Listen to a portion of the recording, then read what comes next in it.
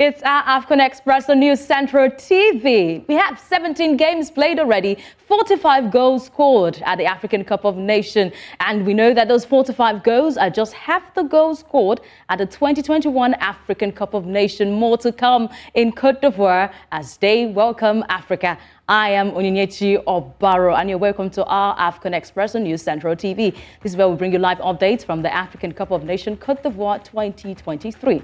I will not be a lone ranger in the studio today. I've got with me News Central Sports Editor, Babatunde Koiki. Koiki, it's great to have you once again on the show. Thank you very much, Onye. Koiki, it's been interesting. Yes, at the African Cup of Nations. Absolutely been very, very interesting. The so-called smaller teams, the minnows, have really, really lived up to expectation. Some of the bigger teams have faltered, but the quality of the football has been absolutely excellent. Côte d'Ivoire has also put on some excellent stadiums as well. I'm just having goosebumps saying this because I've absolutely loved every single game of the African Cup of Nations. And the most interesting part is that we have not seen a single goalless draw. Every single game, there have been games. And you said we've scored how many? 45 goals? 45 already? Goals. And we are not even through with the first round, which means that we might most likely break the record for the last African Cup of Nations. So I'm looking forward to. Looking forward to. The record's been broken there. Sunday. No faltering when it comes to anthem being played at the African Cup of Nations, something we see regularly. And also no referee controversy. They've been spot on. Yes, I want to agree. The referees have done a pretty good job so far. In the past, we used to see issues regarding refereeing decisions, but I think with the introduction of VAR that has now become pretty much standard at international competitions now, that has helped to make the decision-making pretty much better. I'd like to say maybe a 97% success rate in terms of decision-making so far for me. 97% success rate coming from Babatunde Koiki here in the studio with me. I did tell you I will not be a lone ranger today. I've got some sealed and sanctified support coming from News Central Sports Editor. All right, there. We did promise you that we'll bring you live updates. Sure, would have favored to join us later on to bring us update from the African Cup of Nations Côte d'Ivoire 2023. Let's go through our Afcon news right now. First on the list should be, they say miracle no dey tire Jesus. I would say that a miracle happened in Spain. Oh yes, Real Sociedad. Where we had Sadiq Umar, Super Eagles striker. Of course, he was told that he was injured and will be out for weeks from the Nigerian Football Federation medical team. But he went over to Spain and the miracle happened today. Well, to be honest, I've been speaking with quite a lot of very experienced, very knowledgeable doctors. Especially one of them, I don't know if I can name check him, but he's been an experienced doctor in Nigeria and around national teams for decades. And he told me that this is, and that was the reason why they had to let him go. Now, when he got back to Spain, another assessment was carried out, and it was found that the injury was not as severe as initially thought. Yes. But he had actually even suffered a bruise. So these things, believe it or not, in medicine, they actually do happen where you can receive two different diagnoses for the same injury, but one of them might turn out to be the more superior. And we've seen players actually who are supposedly injured now return ahead of the expected return date. So these things happen in medicine. I do not want to blame the Super Eagles medical team. They made an assessment. They had a call to make, and I think it was spot on. The player who they replaced him with, Paul Onuachu, has also played a part in this competition so far. So let's just leave it as is. But I just wish Sadiq Umar the best in the future. And of course, he will remain an option for the Super Eagles. Okay, you did say that you will not, blame the Nigerian Football Federation medical team, but the statement from Real Sociedad's medical team, and also that statement brought out yesterday by Sadiq Umar, really, really paints incompetence. Like I said, I don't want to throw anyone under the bus. Like I've said, these things do happen. Believe it or not, you can receive two different diagnoses, then one might actually turn out to be the better one. Okay. The player, after the game, he said he felt swelling in his knee. An MRI was carried out to find out the extent of that swelling. And it was thought to be a more serious injury than initially feared. But what happens at times is when this swelling does go down, the assessment does become different. You might now find out that maybe the injury was not as serious as initially feared. Okay. And it happens all the time in sport. So I don't want... From the medical team? No. No, I think All right, okay. That statement coming from Sadiq Umar has now been able to clear the air of his intention leaving the Nigerian national team back to Spain. Let's go to our next story right now. The hits in Cote d'Ivoire is a bit of a consign right now. And the question about CAF moving the start of this competition away from January down to July has been brought to the fore again. Europeans have tagged this Afcon as a calendar disrupting competition, but now they are now leveraging on the heat, the cooling breaks these players have to take at the competition. Well, to be honest, the conditions in Cote d'Ivoire at this time of the year are not particularly the most stellar, and it's quite common across West Africa that this tends to be the hottest months in the year. As early as 6 a.m. in Cote d'Ivoire and in Lagos, the thermometer was already reaching 30 degrees Celsius. In Cote d'Ivoire right now, they're also experiencing 75% humidity in coastal cities. Abidjan is also a coastal city, which also, and these countries that border the sea, they tend to have these same climatic issues. It's not anybody's fault. It is what it is. And of course, that is why FIFA and CAF, in their own wisdom, also introduced cooling breaks for these players to ensure that they were adequately hydrated and could go through the matches. It's tough on them, but it's not beyond the ambit of what you would expect from a professional athlete. Okay, but Tunde, let me bring to the fore here. The climate website, Confederation of African Football, had to do a research of how the temperature would be around January. Around July 1st, before they moved it to January. Remember the postponement from 2023 to 2024. Will you say, at this time when we're experiencing this heat, CAF did not get their research right? They got their research absolutely spot on. I was one of those who absolutely believed that it would be... But it was postponed after they discovered a lot of heat. I was one of those who believed that it would be sporting suicide to hold the Africa Cup of Nations in June, July in Cote d'Ivoire. Believe it or not, Cameroon, who is our next door neighbors, they also moved it from June, July to January, February. Yes. Cote d'Ivoire receives 3 times more annual rainfall than Cameroon, which means, like I said, we would have been playing water polo if we had had this competition in June, July. There was no way to have made that kind of call. If you want to play the Africa Cup of Nations in June, July, the best bet would probably be Southern Africa or North Africa, where the temperatures are a bit more milder and a bit closer to what we have right now. If you hold it in June, if you hold it in January, February, those are also different climatic conditions. So that is why Confederation of African Football decides when the competition will be held, depending on which country is hosting it at any particular point in time. Okay. After the heat, the slamming on the kickoff at 2 p.m. and the heat experienced in Cote d'Ivoire, they've also brought to the fore the state of the pitches. Now, Cote d'Ivoire had 6 pitches, 6 stadia prepared for this competition. Yeah. But that pitch where Nigeria played Cote d'Ivoire is a worrisome pitch. Well, that's they've also brought that to the fore. To be honest, that pitch was also the reason why the former Ivorian Prime Minister was fired by President Alassane Ouattara. He felt that that pitch and the stadium was not up to scratch, and the Prime Minister had to lose his job. And it's rather sad that those issues have not been addressed, but it happens all the time. Unfortunately, we saw that in the Africa Cup of Nations in Cameroon, where some of the pitches, the quality left a lot to be desired. We also saw that in South Africa 2013, where the Super Eagles played on an atrocious pitch. I think it was in Bombela, where we heard that the grass had been affected by a certain disease and it caused it to whiten out. Unfortunately, these things happen. We call it force majeure in law, but for the rest of the pitches, the majority of the facilities that have been provided, I think Cote d'Ivoire scored way above average. Okay, way above average, but would that be the score coming from every single football fan across Africa? We'll wait until the competition comes to a close. All right, the next story, they say there is freedom of speech, but freedom after speech, not guaranteed. Confederation of African Football has slapped an 8-match ban on former Tanzania head coach, I will call him that, Adel Amrouche, with $10,000 fine.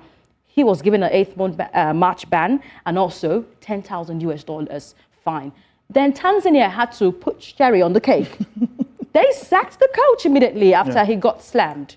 Well, it's no surprise. Anybody who has followed African football for quite a while. We know that Adel Amrouche is a notorious. He's quite notorious for things he says and the things he does. Any Nigerian who watched football over the last decade and a half or so will remember him as the coach of the Harambee Stars of Kenya, who came to Nigeria for a FIFA World Cup qualifying game and took his team to go and train at a primary school somewhere in Lagos, besmirching the image of the Nigeria Football Federation, claiming that they didn't provide them with enough good facilities.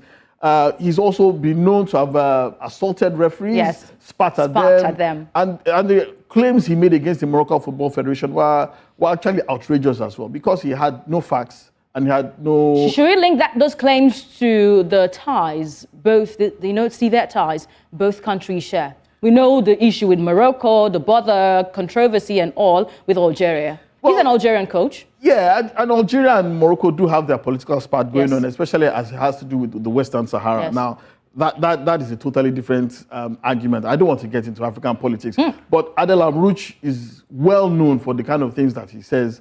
And I'm not surprised that he's been punished. He was former coach of Burundi, former coach of Libya, former coach of Kenya, now former coach of Tanzania, coached many clubs across Africa, across the African continent, and in everywhere he has gone, there has always been controversy. So it was really truly a matter of time before he caught a bullet like this, and I just hope he learns from his lessons, but knowing Adel Amrouche, he won't. Okay, let me put this in context here. Adel Amrouche, the Algerian coach, sparked outrage in a televised interview before the competition, and he was supposed to play Morocco first at the African Cup of Nations, but he did tag them as manipulators. He says currently the Royal Football Moroccan Football Federation is a confirmed power in African football world. In the last match against Morocco, they forced us to play in the evening when they wanted to play early in the afternoon. That's what Adel did say on TV. To be honest, politics in African football exists. I've seen a case where Ayimba International Football Club of Aba was supposed to play Etoile du Sahel in Sousse. The match was originally fixed for, I think, 4 p.m. For some reason, on match day, that match was moved to 7 p.m. What now happened was that it was unsurprisingly, the coldest part of the day, and Ayimba was not prepared for that. So are you saying he's making a fact there, a true fact? There is some truth in what he said. Some truth. It happens all across Africa where, federations or football authorities try to use home advantage in order to capitalize on the weather or existing conditions to give their team the best possible advantage. It happens. So singling out the Moroccan Football Federation might be a tad too much, because everybody pretty much does it. So Adel Amrouche, well, there might be some truth to what he said. The honest truth is that he had no facts to back it up. And is this in the Confederation of African Football place? He said that on TV. He's the coach of Tanzania, where does CAF come in here to slam him with 8-match ban and $10,000 fine? Adel Amrouche is an employee of the Tanzanian Football Federation. The Tanzanian Football Federation are what?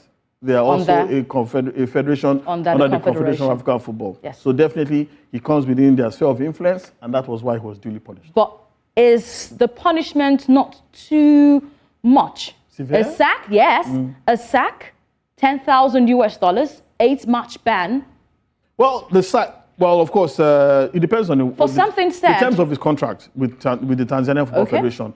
I'm not. They debunked already told them, came out with a statement that we're not in support of what he has said on TV. Yes. So the terms of his contract will indicate why he was sacked. Did the slam from CAF trigger the sack?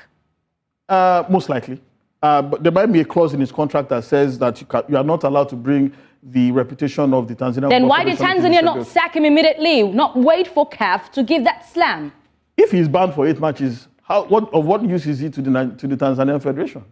Might as well do away with him. Great one today. I love that conversation there. But I was surprised a lot of fans. His replacement is called Hamid Morocco. So Morocco keep taunting Adel Amrouche there at the African Cup of Nations, but he's out right now, not the coach of the Taifa Stars. They will go with a new coach called Ahmed Morocco. All right, great one there. Conversation going for the Afcon news on our Afcon Express on News Central TV. We'll return with more update about the African Cup of Nations. Don't go anywhere. Stick with us.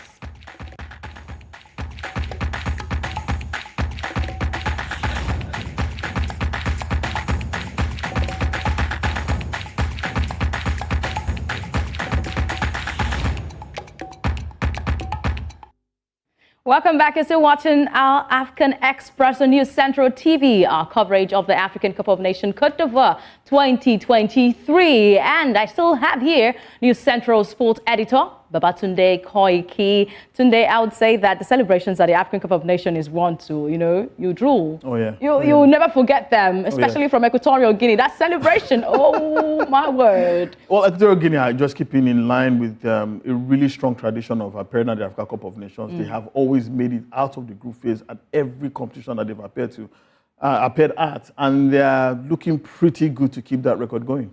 Even it's something we have to remember Equatorial Guinea for. It should be that celebration, first hat-trick at the competition. We promised to bring you live updates from Abidjan, Côte d'Ivoire. And yes, we have got our sport correspondent, Favor Etoile, will be joining us from Abidjan, Côte d'Ivoire. Favor, if you're with us, how are you doing today? Yeah, very good, Onyechi Obaro. Good morning to you, and good morning to the guys in the studio. The guys in the studio, we have Tunde here in the studio. Come on. All right, Babatunde Koiki, bonjour to you. Bonjour, Favor. Bonjour, Favor. Favor, it's two sports already in the round of 16. We have two countries, but the host nation, Côte d'Ivoire, are not in the number of the two sports already guaranteed. They lost in the hands of three-time African champions, the Super Eagles of Nigeria. Tell me, have they moved on from the loss against Nigeria?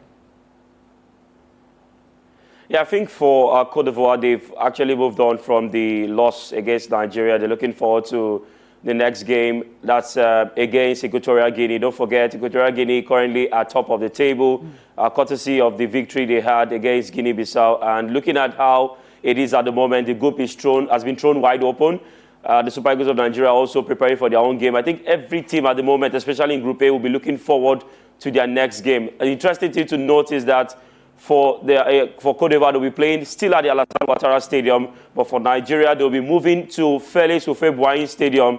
That's about 30 minutes or 40 minutes apart from the stadium they played, in the first two games. So that will be another change, of course, ambience, change of the turf. And hopefully, of course, we'll see how they fare in that particular one. But for Côte d'Ivoire, they would retain the Alassane Ouattara Stadium, and they'll be looking forward to get a win. It's a must-win for Côte d'Ivoire to get a chance to qualify to the next round, considering what happened in the first two games. The second game against Nigeria, even though they won their first game against Guinea-Bissau. All right, you'll win some and lose some. I'm hoping you tell the Ivorians that. But the development coming from that statement released by Super Eagles striker Sadiq Umar, have there been any reactions from the Nigerian Football Federation? Well, since the statement was released by Sadiq Umar, we are here to also get an information from the NFF, or rather a release from the NFF. But before now, they had made a release about how they handled the issue of Sadiq Umar. But what we saw yesterday further, indicts the NFF medical team more with the last paragraph, if you look at it, saying that Real Sociedad looked at the issue and then they said he was fit to play, that it was just bruises. I mean, it still brings up a lot of questions to the national team and their medical departments. But I think for now, the Super Eagles of Nigeria are not really dwelling on that because, of course, they will see it as a distraction. They are probably focusing on getting a win in their next game. But one day we'll be back to this particular issue to get an update of what really went down. But of course, we've gotten information from the two parties. For Sadiq Umar, who wants to clear his name that he loves. The Super Eagles coach will always say God gives and he takes. God gave them Sadiq Umar, but who took Sadiq Umar? We don't even know from the Super actually, God took Sadiq Umar and gave them Paul Onatri instead. But you're fair enough. I have to ask you, the Super Eagles camp, what updates do you have from there? Are they still celebrating their win over Côte d'Ivoire? Are they back to work trying to get that final game out of the way against Guinea-Bissau? For the Super Eagles of Nigeria, they've moved past the win against Côte d'Ivoire. They are focused on their next game. During training session on Friday evening, the players that played full 90 minutes were not really involved in as much as they were also walking around the field. They were not involved in intense training. It was the players that were substitutes that had more of the training, yesterday. And not forgetting, Zaidou Sanusi had a shoulder pad on his elbow. We hope he's okay and fit for the next game, but he didn't really trained that so much with the team on Friday. Then Alassane Yusuf has progressed from just walking around the field to do more intense training and, of course, jogging around. You know, the first time he had an opportunity to train, he was just walking around the field. But yesterday, he progressed from that level to the next level. That's a sort of positive news for Nigeria. So wait to find out later today, because we'll be having a training later today. They'll also be having a media parley, but not for, of course, the general media, for the NFF itself. So wait to see what happens in training if Alassane Yusuf has progressed from what we saw yesterday, and for Zaidou Sanusi, if he's okay and ready for the next game against Guinea-Bissau. Okay, what about Kelechi Iheanacho? We've not seen him in the couple of games the Super Eagles have played. What's the update on Iheanacho? Kelechi Iheanacho is fully fit. I think for Jose Peseiro, it's just about his tactics. I mean, he was involved. He was in the match day squad against Ivory Coast. At some point, he went to jog in that particular game, but he was not called upon to play. Iheanacho trained also yesterday, but not much. Yeah, he actually trained, with the squad that did not play. So he had more of the balls, did more work, had to jog around also, and then was involved in the selection process of the training session by Jose Peseiro. So he would be also available for the game against Guinea-Bissau. And I think from the indications and the signs we are seeing, that Iheanacho would get some minutes or even start the game against Guinea-Bissau. I mean, he has really shown good progression since he came into camp from Leicester City. Okay, great one. I can see that the heat is also affecting you over there in Côte d'Ivoire. Sorry about that, Favor. You're stronger than that. Yeah, of course. But we are currently in a region whereby the weather can climb to 33 degrees Celsius. I mean, even at night, you get to see that the weather is still hot. And that's how it is. For the natives, they are used to it. But for other country men and women who travel into Côte d'Ivoire, they are struggling to have this particular one. Except for those who are coming from maybe Canada or London, who are looking for the heat. So they'll really be appreciative of this weather, because, of course, they are leaving a cold region to a sunny region, and they want to just have a bit of warmth. But for we who are coming from 28 degrees Celsius, 27 degrees Celsius to 33 degrees Celsius, trust me, it is very hot. So for your mind now, you're a foreigner. All right, thank you so much, Favor Itoa, sport correspondent from News Central TV, giving us update all the way from Abidjan. We promised you live updates. There, you've got it there. The live update from Favor Itoa. But today, you did hear the heat is much. Yeah, and I'm grateful that you can see right there that even Favor sitting in the shade in a room somewhere is even sweating. Now imagine players who are coming from Turkey, who are coming from the United Kingdom, who are coming from Western Europe, who are currently experiencing severe cold right now, and you're asking them to come and play in sauna-like conditions. And thankfully, that's why we have a water break, because I can't even imagine going through 90 minutes of pure I don't know what to call it, but it's really in tough conditions. So thankfully, CAF and FIFA have seen it fit to introduce water breaks. And it's not just strictly for the African Cup of Nations. We've seen it at the FIFA World Cup as well. We've seen it at the European Championships, where the weather can spike really high. So I'm just grateful that even we and the viewers at home can see that a correspondent like Favor, who is actually indoors, is struggling with the heat. Imagine a player who plays in Eastern Europe or in Western Europe coming to the Africa Cup of Nations and playing in 33 degrees Celsius and also 75% humidity. Egypt experienced that. And we could see how it's not for the faint of heart. It's not for the faint of heart. And thankfully, these are professional athletes, which means that their bodies, thanks to the training that they receive, are basically attuned to it. If it was you and I who don't get as much exercise, who are not professional athletes, I shudder to think of what would happen to us. Today, I get so much exercise on my own, but it's all good and fine. All right, there, let's go through the matches that were played from Monday down to Friday. I would say for sure that Onana conceded at home at the English Premier League. He conceded away from home, and now he's conceding far away from home. So looking at the matches played so far at the African Cup of Nations Group A fixtures, so the likes of Côte d'Ivoire, Nigeria, and we did also see Guinea-Bissau and Equatorial Guinea in that 6-goal thriller. in that game, Equatorial Guinea scored 5, I would say. Yeah, I mean, where do we start from? Equatorial Guinea doing really well on the night. Emilio Insua, top scorer for them, and not surprisingly, he was also the man of the moment, scoring an excellent hat-trick. And that is, by far, has been the only hat-trick of this competition so far. Yes. Really good performance from Equatorial Guinea. And like I said, it just goes in keeping with the kind of football development that they've had over the last decade or so, getting a lot of these players from diaspora coming to come and play for them and improving their standings. For Nigeria, a lot of people were stunned. I was also pleasantly stunned. You're stunned at a penalty? No, I was stunned at the tactics that Coach Joseph Pesero actually employed in that game. Let's start with the goalkeeper. Sterling Mwabili. Just before we came on, I was talking to some senior journalists and those who have been watching the Nigeria Professional League and even the NNL for many years that, look, they are not surprised at Sterling Mwabili's ability. It's something that they've always known. So to them, being a solid last line of defense, no surprises. But for Jose Pesero to employ a 3-man defense, what we saw, and he was changing formations at will in the competition, in the game. He started with the 3-4-3, then it was the 3-4-2-1. Then when we were defending deep, he turned to the 5-4-1. Yeah. So it was a really, really good defensive performance by Nigeria. Even defending can be an attacking form in some sense, and that's what Jose Pesero showed. And surprisingly, look at that group standing there. Equatorial Guinea are leading a group that has the likes of Nigeria and Ivory Coast. Nobody would have seen this one coming. But for Nigeria, they're still in with a shout.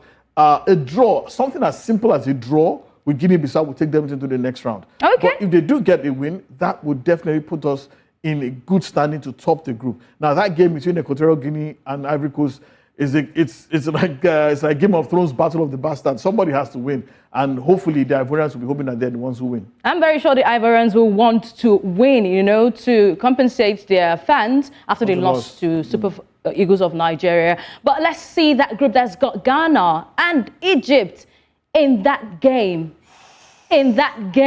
What a game! What a game! Dramatic that has to be one of the games of the tournament so far. Yes. Egypt and Ghana going hammer and tongs, and Mohamed Kudus was a big miss for them in their first game against we did Mozambique. See that impact, but you did see his impact in the second game, scoring 2 goals, creator in chief, tormenting the Egyptian backline, pulling them left to right. But for Egypt, the biggest moment for them was the loss of star player and captain Mohamed Salah. And that really showed. But thankfully, they still have the likes of Trezeguet and Marmouche and Mohamed to also call upon. Two of the players I name-checked scored to ensure that they walked away with the draw. But did you see the way they stepped up play after the exit of Mohamed Salah? Yeah, because they had to. The loss of Salah meant that they were now shorn of their most potent attacking weapon. So did the loss of Salah come as something good for the Pharaohs? When you because he will miss some matches now. He might be out for 2 matches. Yeah. A lot of Liverpool fans worldwide were also concerned as well. But the loss of Salah, creator-in-chief, goal scorer in chief as well, is a huge miss to any team, and it definitely should. But for Egypt, believe it or not, with 2 points, they are still within the ambit of qualification.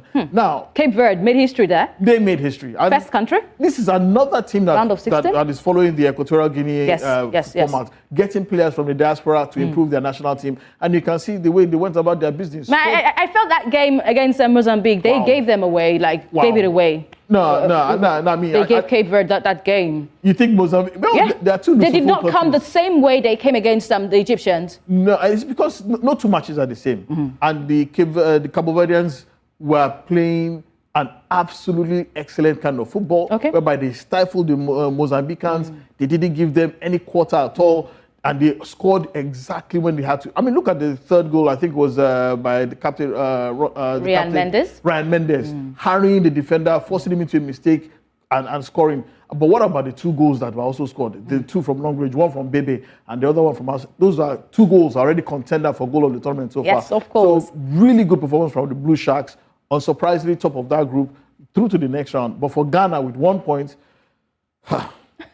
Chale, go hard though. Go hard, not be smart. Go hard. But how much will the Egyptian miss Mohamed Salah, who will be out? I just mentioned it. Creator-in-chief, chief goal scorer. Any team in the world will miss Mohamed Salah. Even Liverpool are missing Mohamed Salah, and he's not even in England right now. So it's a big loss considering the fact, and it's also the captain. So you've lost goals, you've lost creativity, you've also lost your motivator-in-chief on the pitch.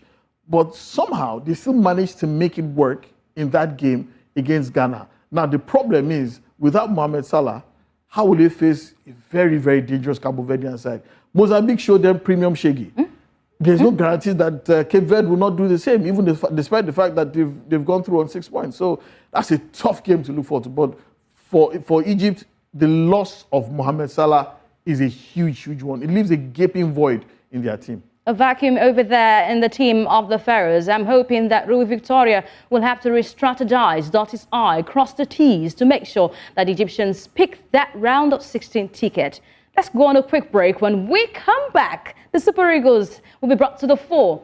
Why have they not scored like expected? Nigerian fans want the Super Eagles to be churning out a lot of goals, but they are yet to churn out the goals expected. We'll look at that when we return on Afcon Express. Don't go anywhere.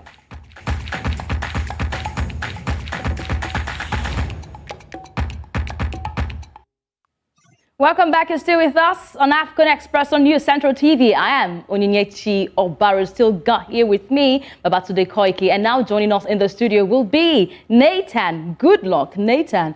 You are the fair one, the light in between, you know. We just gave them a light, you know. Yeah, great to be You're here welcome. again. Happy New Year. I haven't seen you in a very long time. I think Great one. We've been having great conversation on the show so far. But looking at the matches played, let's go through those key facts so far at the African Cup of Nations. I have some surprising news to tell you that Guinea had the lowest possession of any team at 31.43% at the competition. Now, of course, Guinea did step up the plate when they played, of course, on Friday against the Gambia, picking up that 3 points in the group. But we have other key facts there where 4 penalties were awarded, 3 converted. Pesitao, one player that missed penalty given at the African Cup of Nations in that game between South Africa and Mali. But red cards, we've got 3 red cards already issued at the competition. And one is the number of shots Ghana had on target. What is wrong with Ghana?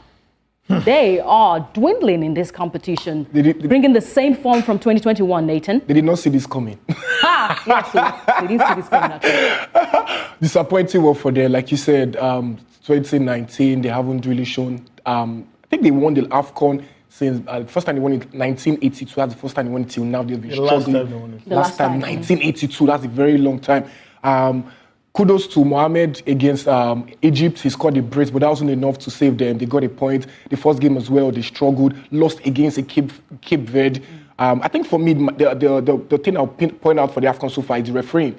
It's been quite fantastic. VAR has come to play. Yes. They've shown how good they are. Of maybe 1 or 2 bad calls, but the call so far has been fantastic. The penalty calls have been fantastic. For South Africa, we saw for the Super Eagles of Nigeria against Cote d'Ivoire. For Guinea, they will try.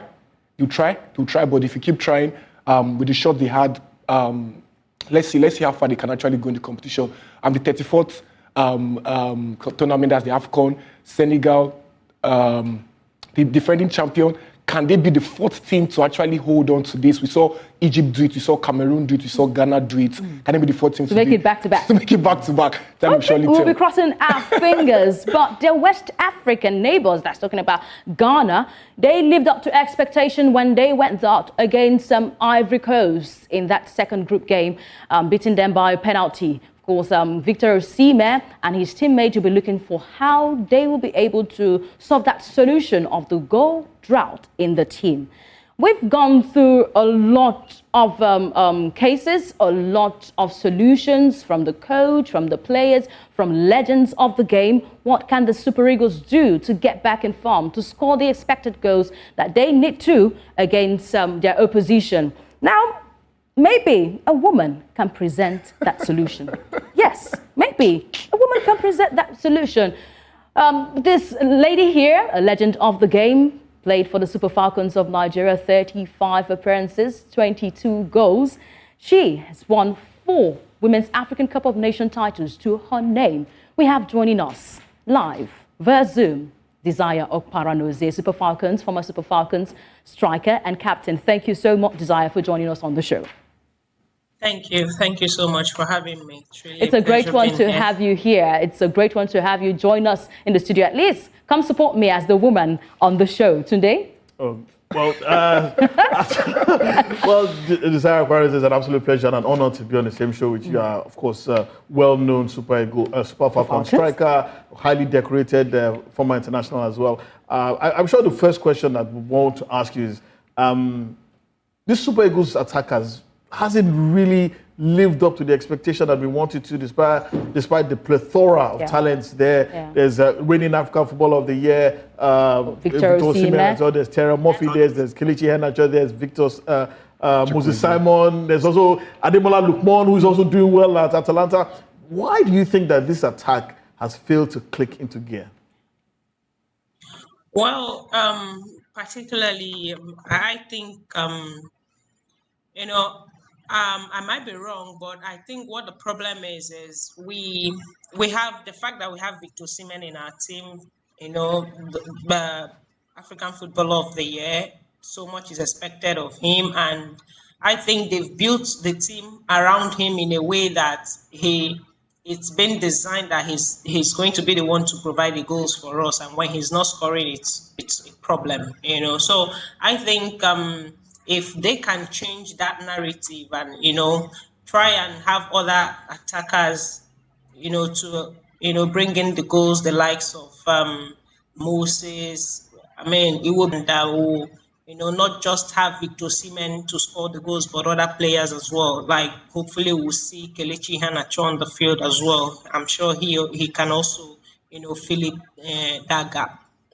Well, Desire, I need to ask you this question. Would you say that Victor Osimhen is allowing the pressure to get to him? And if that is the case, you being a former international striker, how does he overcome that? How does he break that mental shackle? Yeah, I think he's under a lot of pressure because a lot is expected of him. He wants to deliver at every chance he gets. We've seen him miss some half chances, one-on-one situations. That's due to the pressure he's under and all of that. But I think me as a striker, when we're under a lot of... I would like to feel your pulse here. We know that the Super Eagles of Nigeria, I keep saying Super Falcons, maybe because you're there. The Super Eagles of Nigeria did not win their first game, but got on a good start against Cote d'Ivoire. What is usually the mood in camp when you pick up your win like that? Well, the mood is usually positive. It's exciting.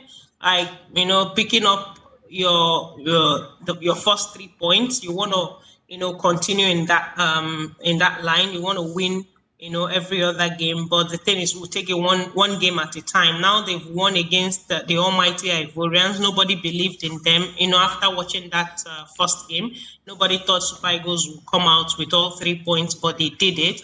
So it's usually after the first win, the mindset is to get another win, get the second win, and continue going like that till we get to the knockout stage, and it will all be winning till you never know, maybe we can get to clinch the trophy. Okay, I know you're following this competition, so I'd like to know your favorites to go all the way, maybe to lift in the trophy.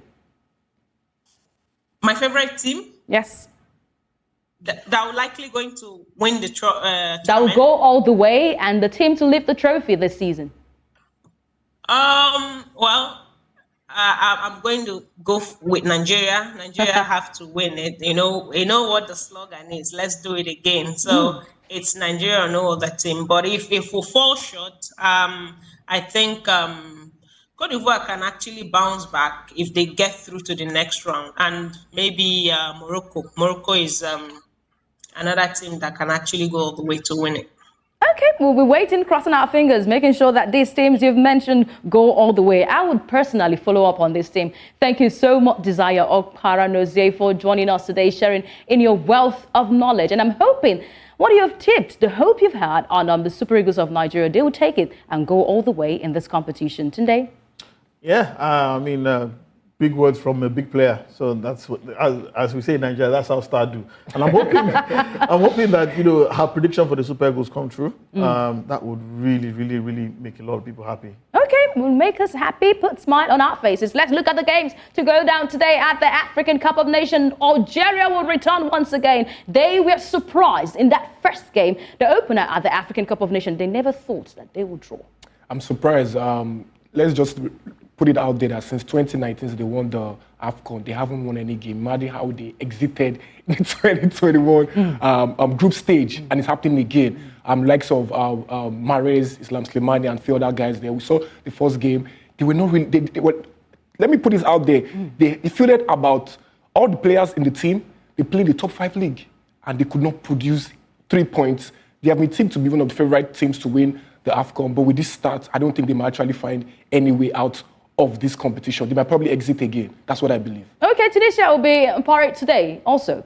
Yeah, Tunisia really need to wake up. They need to step up. They need, I don't know whether they need to take a... Do you think they're missing the likes of Wazi Kazri and also Jebri? Well, it's an interesting mix in Tunisia right now. They're trying to evolve the team away from some of the old timers and bring in a few. But there's still some experience there. There's like of Yusuf Msakni, who's still there as well. Ali Malul is still there as well. It's a team that is evolving, and you can see that is why they're not playing as well as they used to. But they could also be dark horses as well. But I still tip them together out of that group. Okay, to get out of that group, they have to face Mali in quick seconds. A tough call. They did well against South Africa. Yes. Two goals, 3 points. Mali, they've been unbeaten in 15 games so far. So you expect that they will do something. It's a crunchy match, I tell you. I tip Mali to win this one. It's reminiscent of the opening match of Tunisia 1994, where Mali shocked Tunisia very, very badly. So it's a really good game. Mali are one of the dark horses in this competition. Really strong, hard on inside, talented, play really good football. They have young players as well. If Tunisia snooze, you might just shut under 2-0. I think we also need to give credit to Namibia. Their first time in the Afcon, and they've been doing so well. So I think they might probably get a chance again. Underdogs in the competition. Okay, with all said and done, we await the teams that will join the round of 16 sports. 2 already confirmed: Senegal, the defending champions, and Cape Verde. Time it out, friend. We have to call it a wrap on the show. Been talking to my sports editor, News Central TV, Babatunde Koiki, and joined us pretty late, but better late than never. Nathan, good luck. Thank you so much for joining me on the show today. I am Onyinyechi Obaro. Join us the same time tomorrow now. Afcon Express bringing you updates from the African Cup of Nations Côte d'Ivoire 2023. Thank you so much for being there.